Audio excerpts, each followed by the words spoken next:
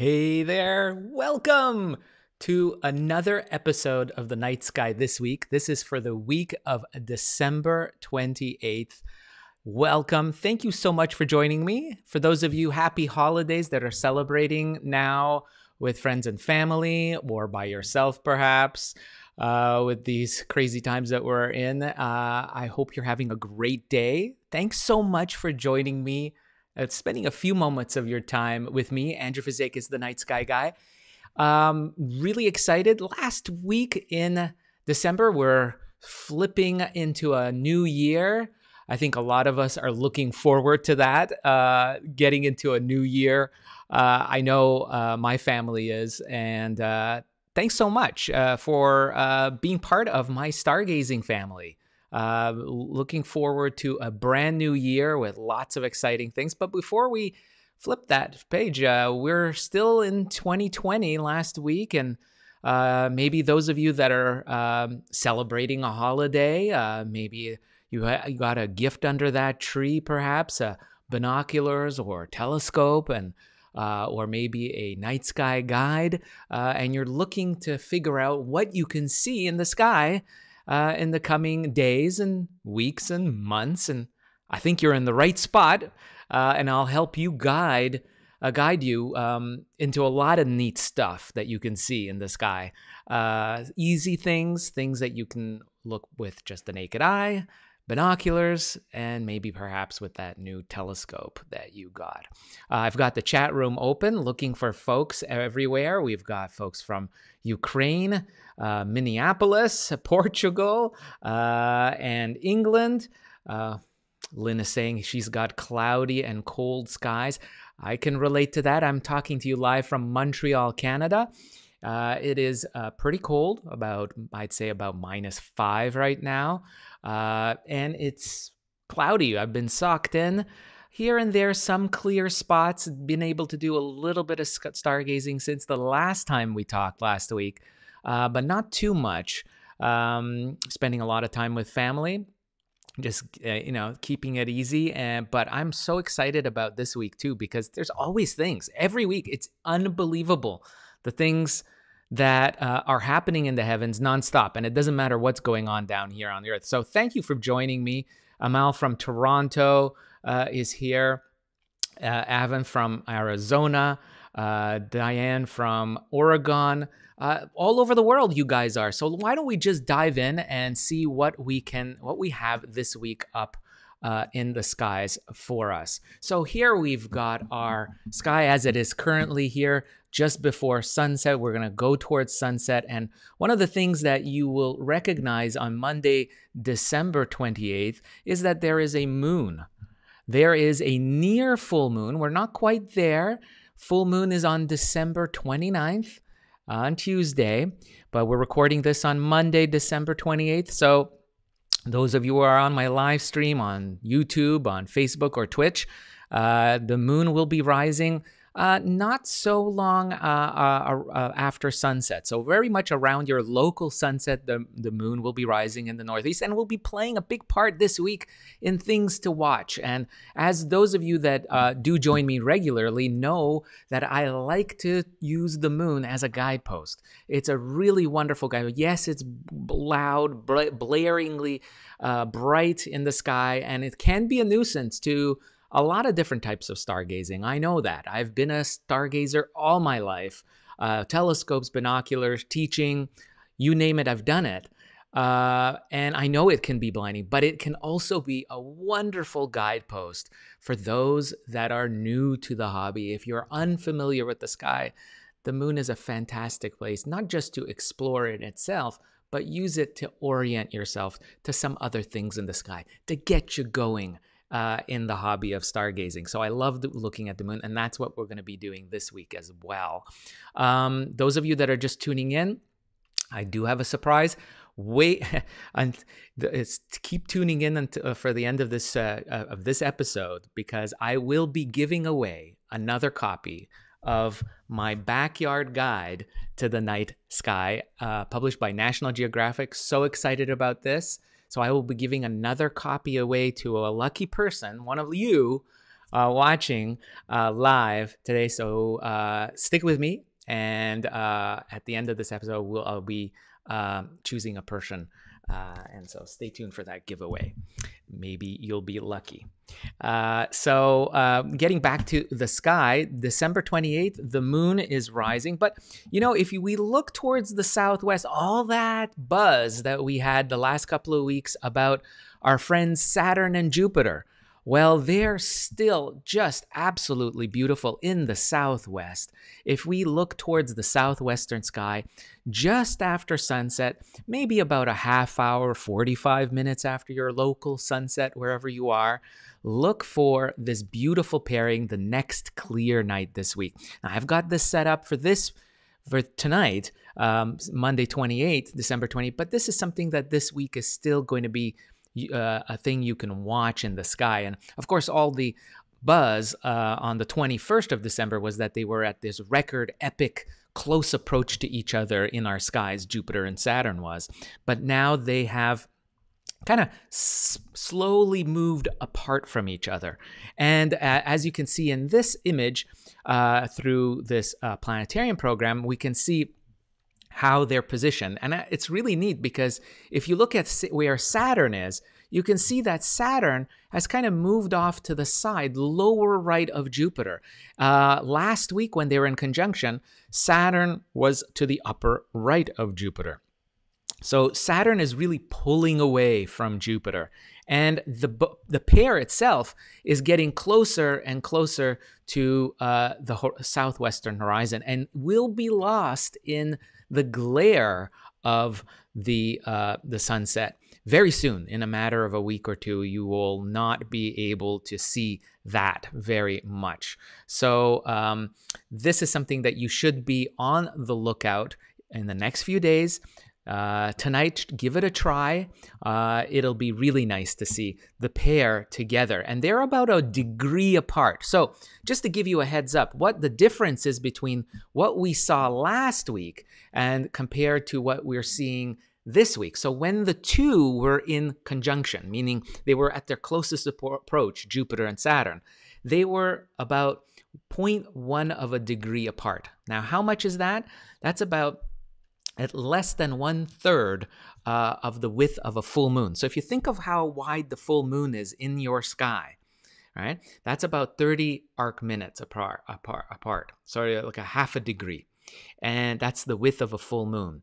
And then this is 0.1. So this is going to be about 1/3 or 1/5 the width of a full moon. That was what the separation between Jupiter and Saturn appeared like in the sky. So some of you probably were not even able to separate the two planets. They looked like one star, right? That was what they were calling the Christmas star, which is a bit erroneous because that probably was something very different between brighter Jupiter and Venus, perhaps, or could have been a comet, an exploding star. That's if it was a real celestial event, and that's debatable. We don't know, but besides that, the point is that these two planets were so close that many of us with our eyesight had a trouble being able to distinguish the two. Now, that should not be the case anymore because when we're looking at this, you can see that the two are clearly visible. This is to the naked eye what you would be able to see, right? So you're actually looking at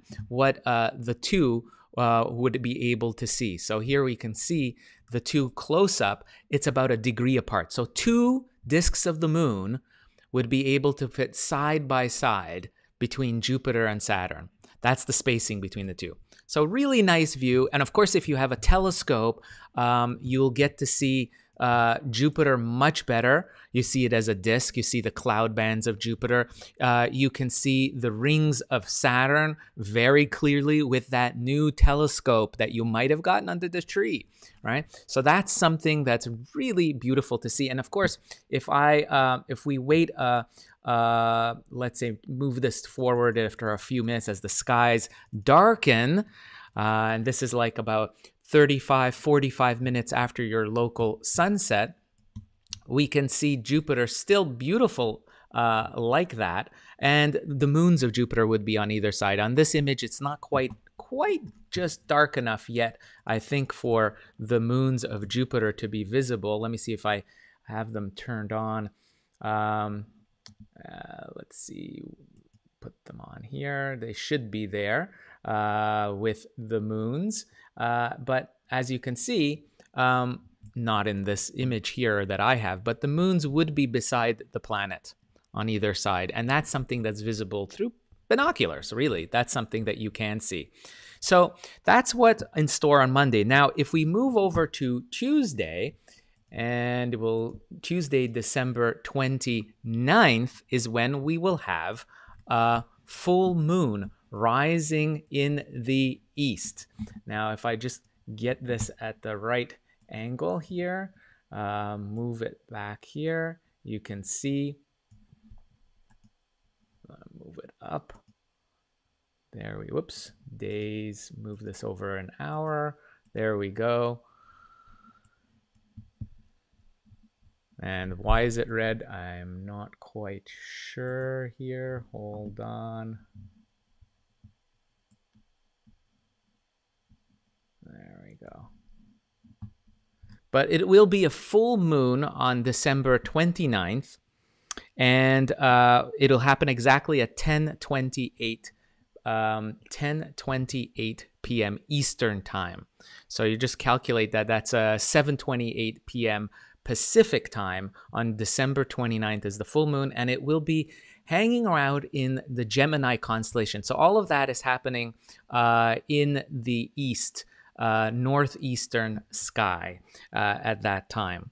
So you'll have all of that kind of positioned for you on December 29th, Tuesday.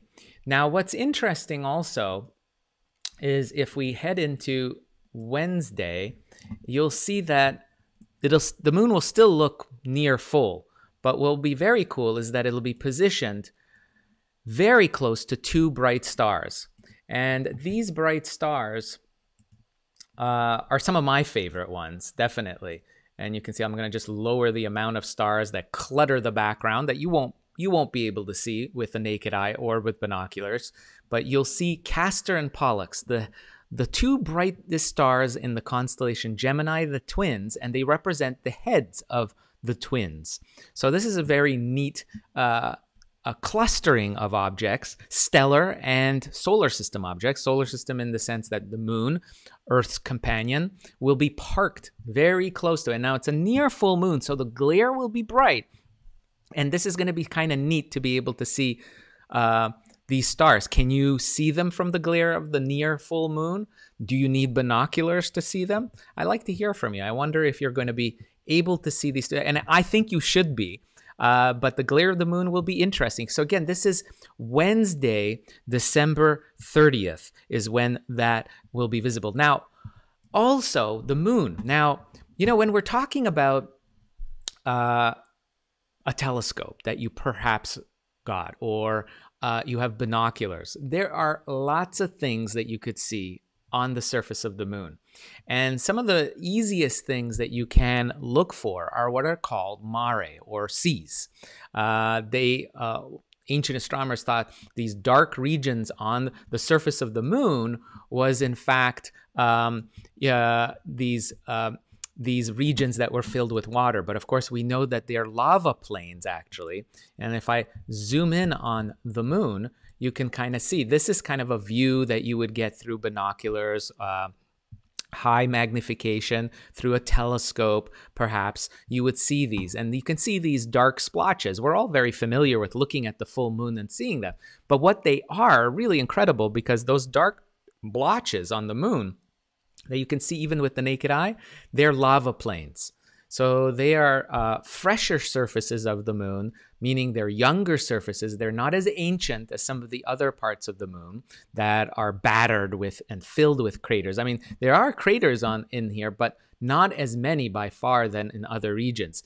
And we've named these regions, these mares, different names. And you can see that some of the ones that you have here, let me see if I can get some of those visible.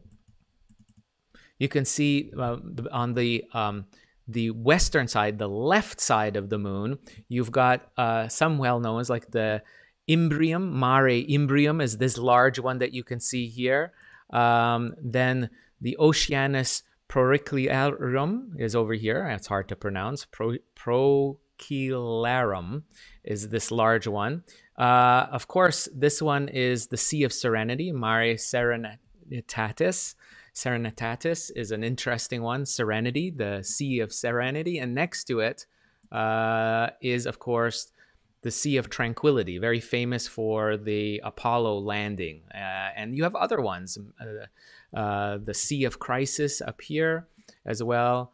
The Sea of Fecundity is also over here. So these large ones, large dark patches on the moon, all have names to them. And you can explore them. They're really, really neat to explore these and be able to identify them. And this is something that you can do with very easily with a pair of binoculars. Definitely. And of course, there are craters that are visible too, some brighter ones than others. Like the Copernicus crater is a large crater, and you can see these white splash marks around the crater. These are called radiating crater rays, and they literally are splash marks from this impact of a large asteroid, millions or billions of years ago, that impacted on the moon. And some of them create these beautiful splash marks, crater rays that are visible around them. So fantastic to be able to see these even with binoculars and with a good guide, perhaps like my book, The Night Sky.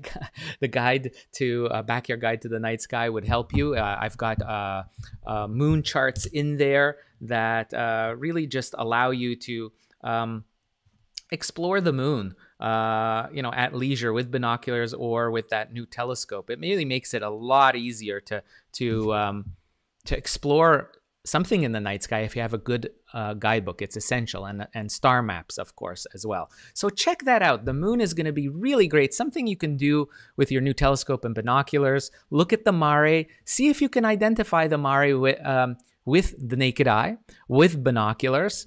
Those dark markings are going to be visible across the surface of the moon, those mares, those seas, which are really lava plains on the moon. Something really, really cool that you can do on, say, Wednesday, December 30th. Now, what else is there to see? Well, if we go and see later on December 31st, the last day, New Year's Eve, what could you see? Well, the moon has moved off to Cancer the Crab. Very interesting. And this is a great way to finish the year too, is to check out a star cluster. So if you have that new pair of binoculars or maybe perhaps a small telescope, this is a fantastic site to check out. Is the moon is going to be on December 31st, Thursday, next to the Beehive cluster. What a beautiful name, because it looks like just a bunch of bees buzzing a hive. These stars that are clustered together 610 light years away. And what do they look like? Here is a beautiful photograph of the Beehive cluster 610 light years away, nestled within Cancer the Crab constellation. It's a really beautiful site. Highly recommend it. And it's going to be very near the moon. You can see it's just underneath, located just underneath the moon.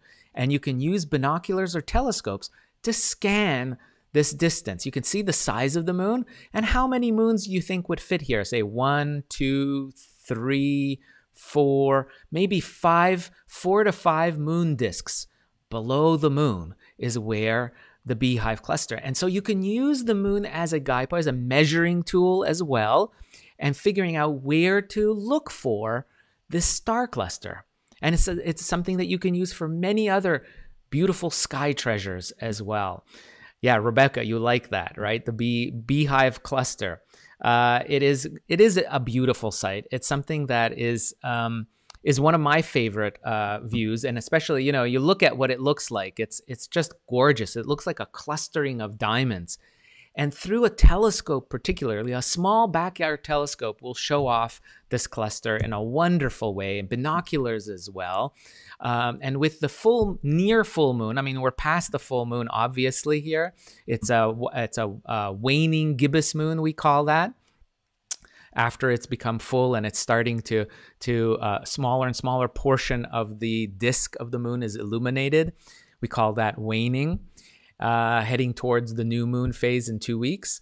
So on New Year's Eve, what a beautiful way to finish off the year is to look for this pairing of the Beehive cluster with the moon. This is rising in the east, and this is all happening later in the evening, local time, wherever you are. Just use that moon as a guidepost. And if you wait longer at night, so say local midnight time, after all that revelry, ringing in the new year, you'll see that it will be high up by like after midnight.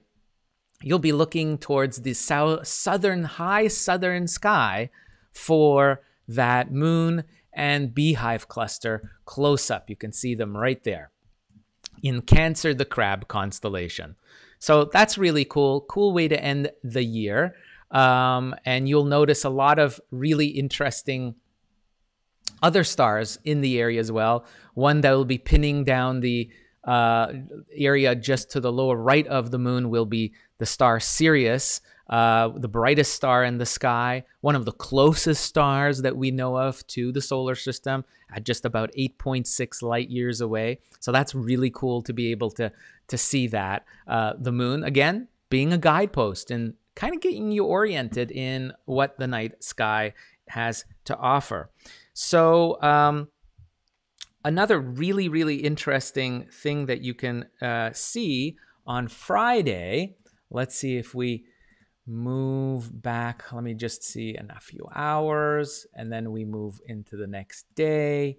So Friday, here we are, and we're going to move it into later. So the first day of 2021.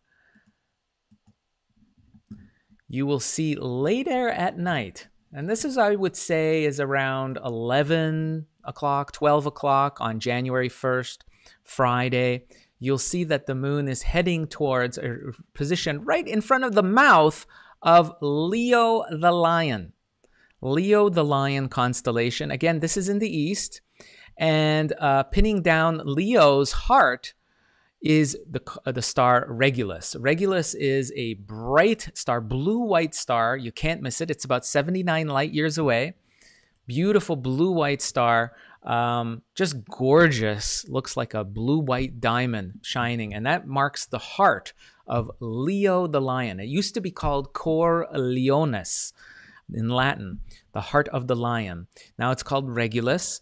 And it's just going to be very close to the moon. A great, great view for the first day of January. Now, another great thing an observing challenge for those of you maybe with binoculars and telescopes, it'll be a cinch, but with the naked eye is a little bit of a challenge, is to see if we go towards the northern sky.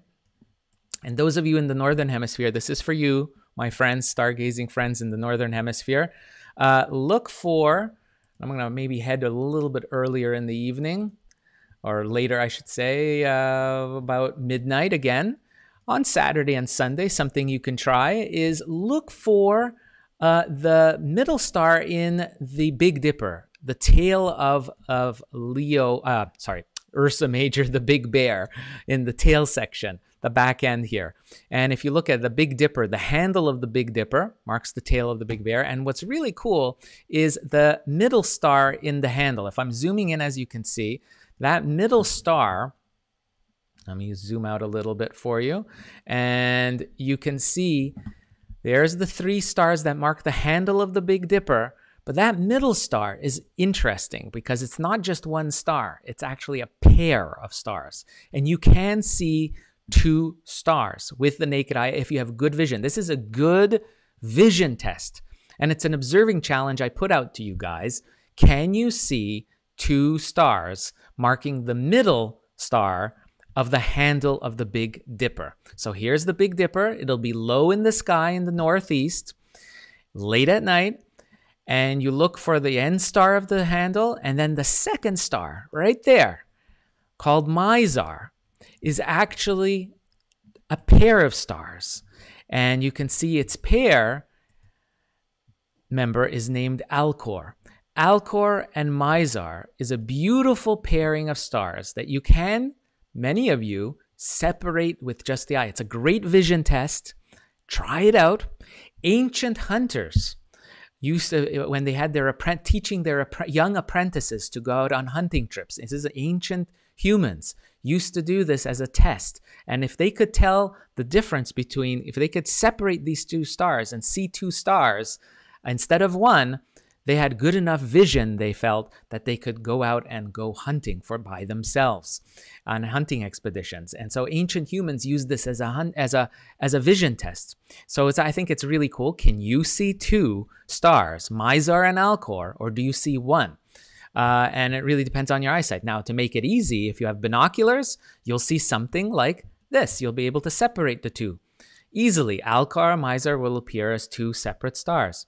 And if you have the benefit of a nice telescope, well, then it becomes even more interesting, because what you'll notice is, if you zoom in very closely, that they have their Mizar is also a pair of stars. Look at that. Mizar is actually two stars. So if you go into high magnification, you can see that it is in fact a pair of stars. Isn't that neat? That's with a telescope now. So what I'm saying is the double star. That's what you're able to see. And there's Alcor, even under high magnification. See, that's a single star. But Mizar can easily be separated with a small backyard telescope. Mizar and Alcor can be separated with just a naked eye for some people, easily with binoculars. And by the way, the pair is about 75 to 81 light years away. So you're looking at something that's almost basically a human lifetime, is how long it takes the light to come from these pair of stars.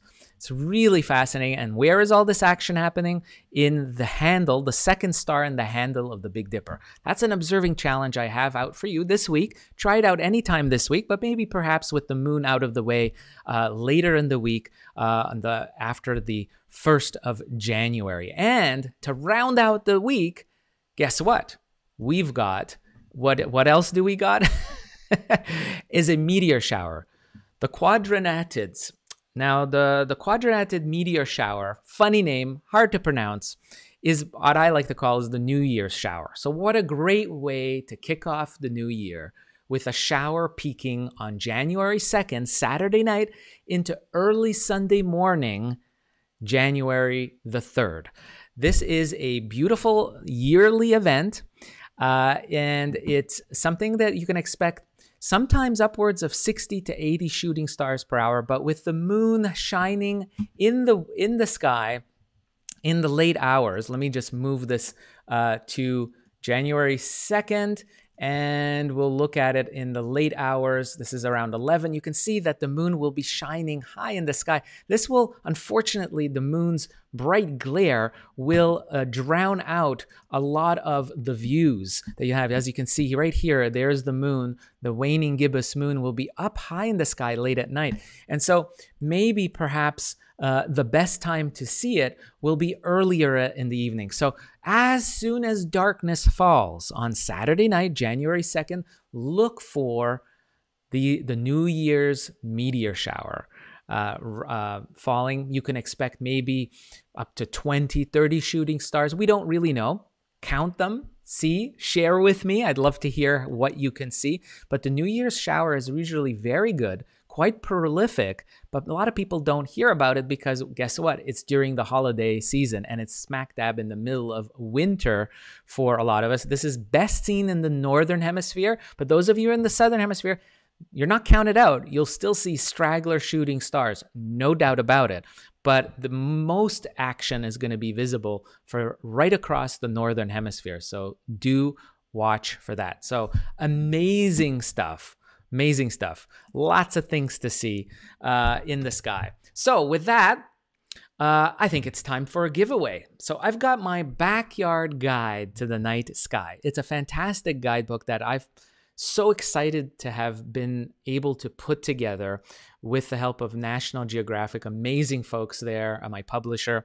And I was able to pack it with a lot of the tips and tricks that I have grown up using, learning from generations of stargazers before me. I'm very fortunate here in Montreal to have been studying with some of the best amateur astronomers out there in the Royal Astronomical Society of Canada. So I've learned over the decades so many amazing things of how to get the best out of the night sky, and I've incorporated all of those things that I've learned in a lifetime of sky watching into this book right here.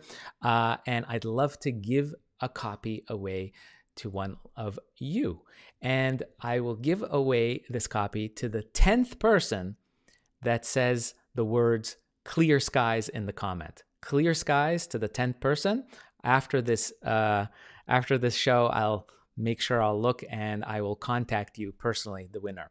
Only for those, by the way, only for those that are in North America, so in Canada or the US, unfortunately, for National Geographic, they will mail you a copy for you. So any of you in the US and Canada, 10 person who says clear skies, I can see you guys going for it right there. That's great. With that, I wanted to mention also that stay tuned. I'm going to have special videos, one on the best events for the January 2020, to give you a tight little video explaining, giving you a heads up on what to expect for the best kind of sky sights that you can see for the month of January. Also, a heads up, I have an article in National Geographic that will be coming out on nationalgeographic.com of my guide, my choices for the top 10 sky watching events for 2021. So you can mark your calendar for the rest of the year, the top 10 best events. And I'll tell you, there's all kinds of neat things for you to watch. A lot of them just for the naked eye. You don't need any special equipment to really enjoy these events. And I'll have a video on that, a companion video, out in a few days. So stay tuned on my YouTube channel, Facebook channel, Twitch as well. Wherever you're watching, I'll have links to those videos coming up real soon. So I guess with that, that's the end of another episode. Thank you so much for watching. I hope you had a good time. Hope you got some good ideas of what you can use your new binoculars and telescopes, or what to look for with your unaided eyes. The sky is full of amazing things, guys. Every week there's something here. So make sure you come by. If you like this video, make sure you like it. Make sure you share it with your friends and family. Show me your support by sharing it and liking my channels, subscribing to it, and you won't miss any of my future episodes and videos and sky charts that I fill my timelines on Facebook and on Twitch and Twitter, all over, all the social media out there, and Instagram as well. So do sign up and you won't miss anything about what's happening in the night sky. So thank you so much for joining me. I hope you stay safe and healthy. And of course, until next time, as always, clear skies to all of you. Bye-bye.